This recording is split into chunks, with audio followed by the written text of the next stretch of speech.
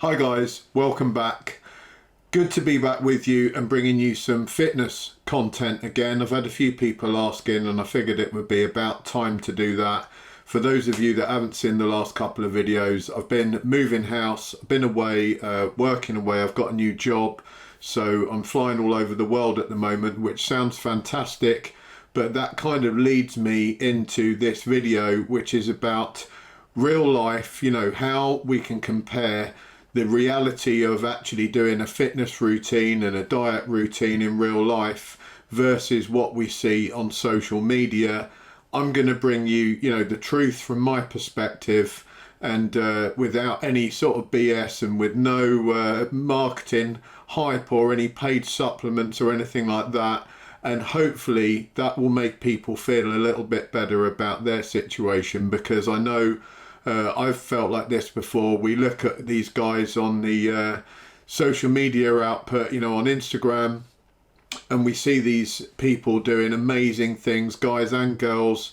They're, doing yoga headstands in impossible positions, and guys running around at 3 o'clock in the morning, like David Goggins, and they're kind of telling everyone, yeah, you can do this too, but you kind of wonder if it's at all possible. So I'll go over, my situation. As some of you know that's watched this stuff before, I used to be in very good shape when I was younger, and then I got injured, got very out of shape, it got very, very fat indeed, and basically just didn't do anything in the gym or any sort of diet and nutrition for about 5 years. I'd gone from being a pretty high level power lifter with some really decent lifts to basically just a lazy fat dude in his middle age. So I decided to do something about that. At the time I was working in a job that had very fixed hours, so I was doing what most people would call a 9 to 5. I was like 8 till 5, so it was a pretty normal type of job. I had a lunch hour, I would have a very fixed routine. I would have my fixed holidays every year, so I could plan everything out. I was Monday to Friday, and then I had the weekends to myself. So it was very, very easy to plan around. I didn't have children to think about other than a little French bulldog, which needs a bit of work. But in reality, my life was fairly easy to organise. So I quickly got back into a routine. I was able to go to the gym 5 times a week. I was doing cardio in the morning, about half an hour every morning. And I ate a very organised diet with pre-prepped meals, like 6 meals a day basically, all pre-prepped, all very healthy. And then once a week I would have a cheat meal. That went great. I'll chuck up some pictures again for people who haven't seen this stuff before. But I got into good shape, I got abs back, and got into a pretty muscular shape for a middle-aged guy. And I was very, very happy. However, I wanted more from the job situation. I was in a good job that I really enjoyed in the defence sector, working as a pro shooter and ballistician. I wanted to move up and make more money, obviously, like most people do. And I was making a concerted effort to do that. I'd got a strategy in place, a plan in place, and that was working very nicely. And I came to a point where I needed to change job completely, go to a different company, and take the next big step. It was a huge step career wise. It put me on a whole different level, and I was very, very happy to be offered that position, so I took it. But that position came with some very big changes to my personal life as well, because that meant that I was no longer running fixed hours. I would have to travel internationally quite often. I'd done some of that before in my last job. I would do sort of 4 or 5 shows a year, defence shows, but now it would probably be 2 or 3 times a month that I was traveling, and the countries could be all over the place. It was sometimes quite late notice, and I could be working all kinds of hours of the day and night as well. There was no fixed hours. So on one way, I'm on flexi time and I can kind of make my own time where I need to. On the other hand, I have to work very hard, which I enjoy. I'm not complaining about that, but that obviously changes things a little. So the first thing I would start off by saying is, there is a lot of BS out there. If you're watching Instagram and you're watching YouTube and you've got these dudes running around at like 4 o'clock in the morning and they're saying to you, look, there aren't any excuses. You should be getting up at 4 o'clock in the morning and you're doing runs and going down the gym.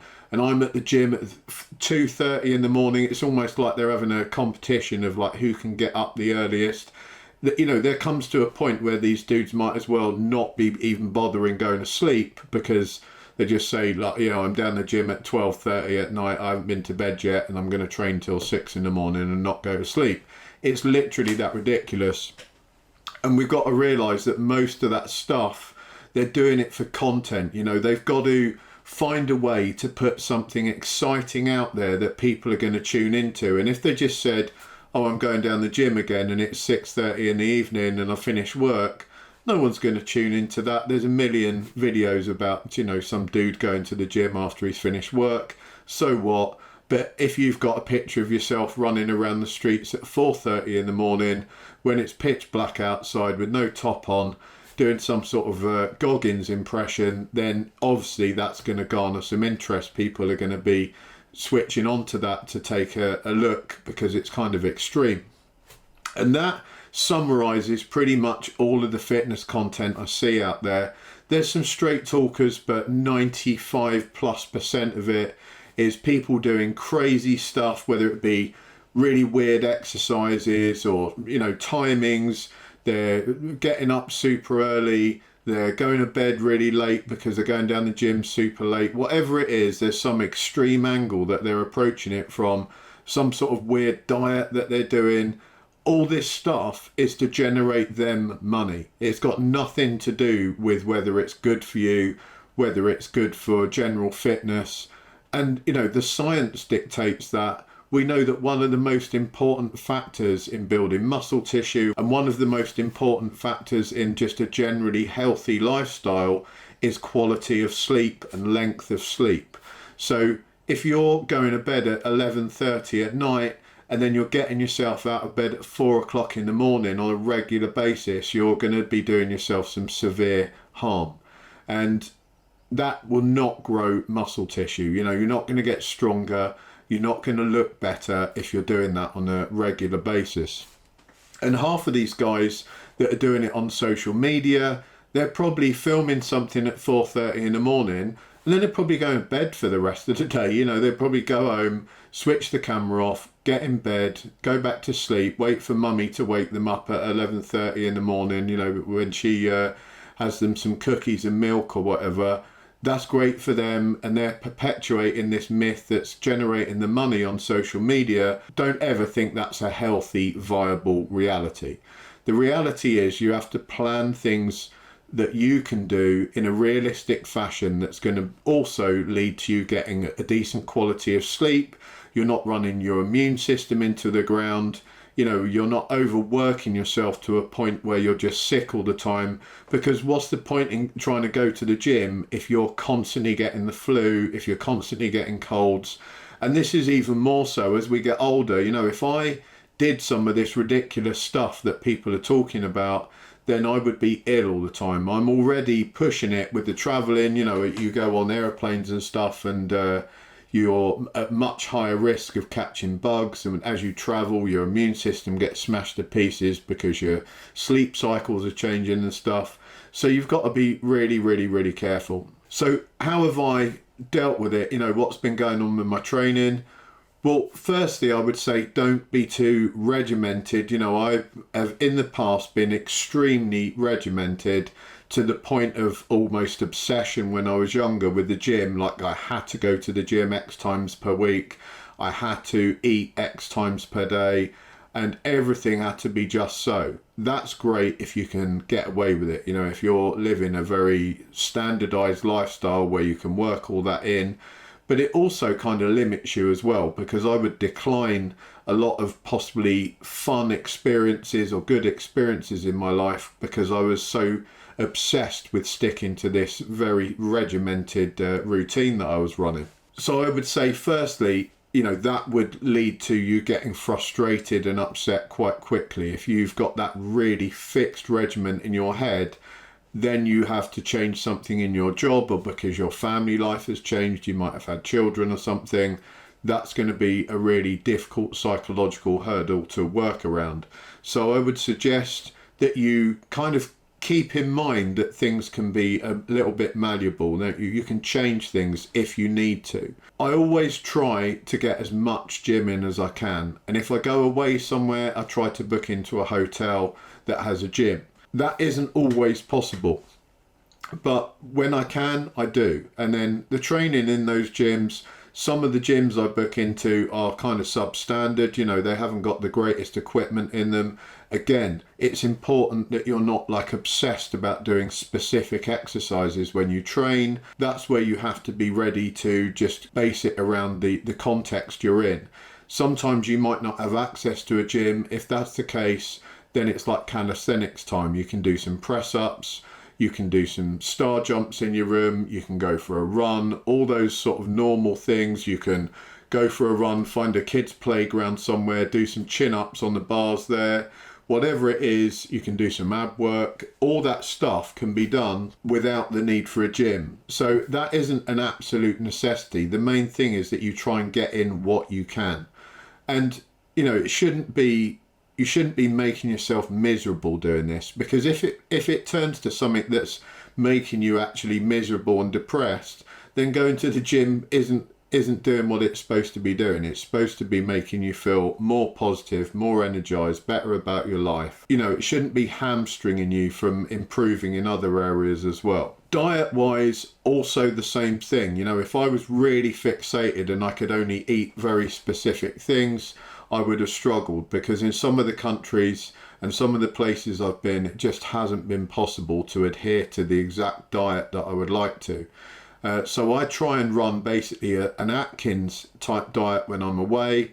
I keep carbs as low as possible throughout the day. Maybe if they've got porridge on, or some sort of healthy muesli or oats in the morning, I'll have that for breakfast. And the rest of the day, I will generally eat meat and salads and stuff like that, if I can get it.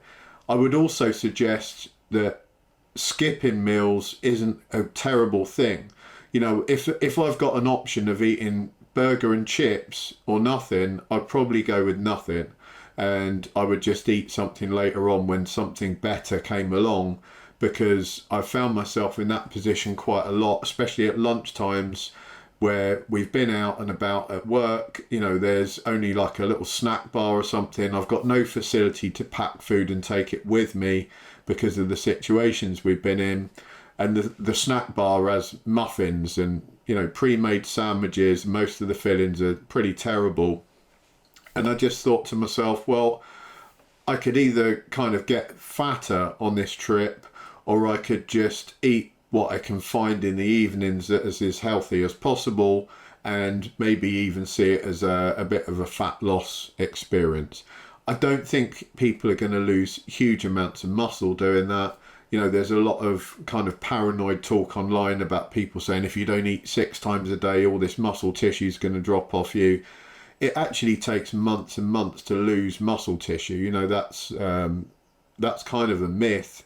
But you can get fat reasonably rapidly if you're eating the wrong things. So if you're going away and just stuffing your face with donuts for weeks on end, and then you're doing a lot less training, you're probably going to notice you're fatter, but I don't think you would notice you were particularly lacking any muscle if you were to skip a few meals. And the good news about that is when you get back home and you're able to get in the gym again and eat fairly reasonably, your strength and your muscle and your definition will come back pretty quickly as well. Whereas it can take quite a while to burn off fat. So if I had the choice of the two, I would definitely go for eating less and skipping meals, especially in the middle of the day.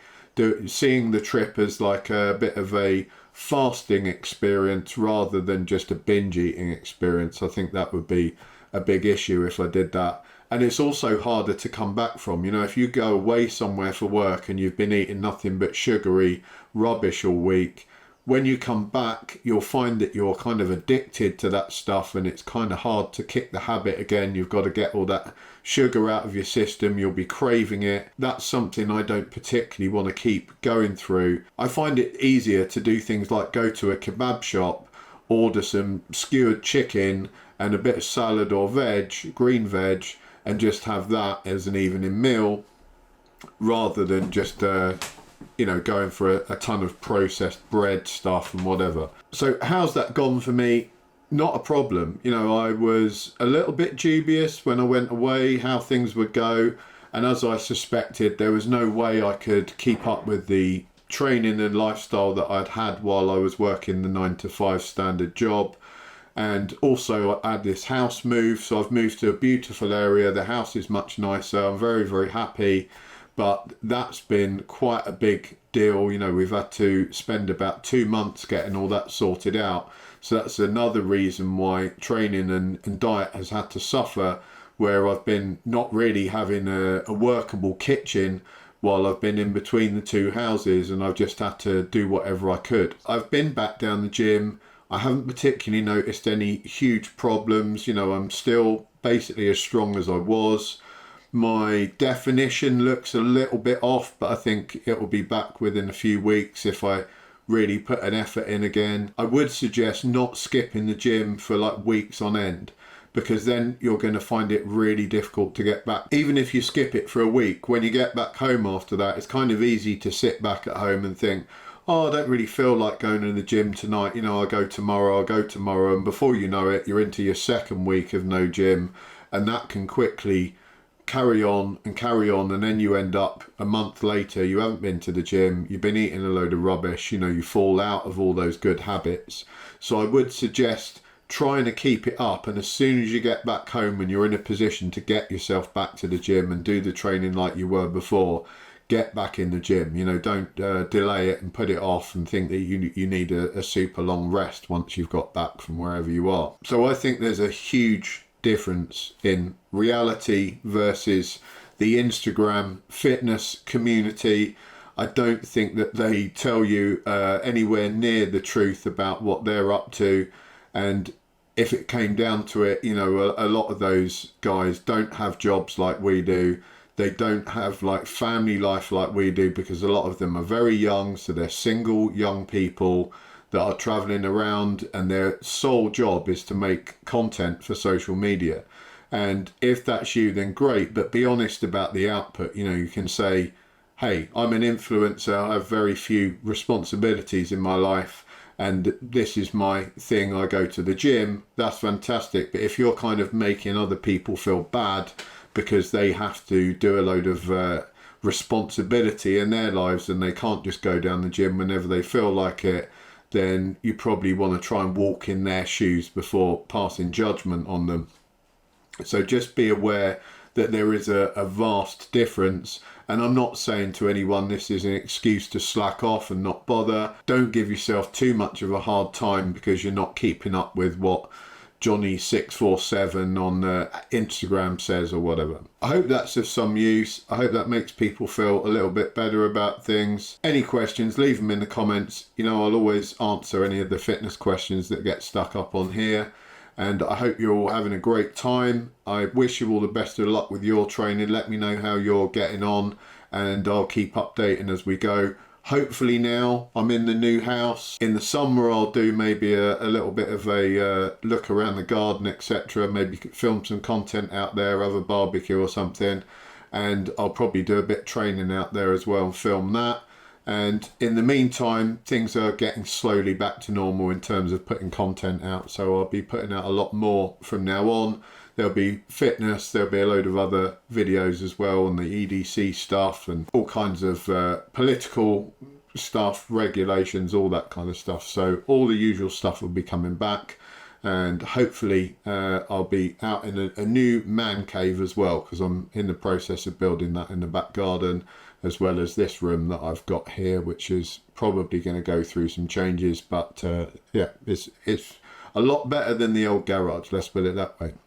Take care, guys. Thanks for watching. Have a great week.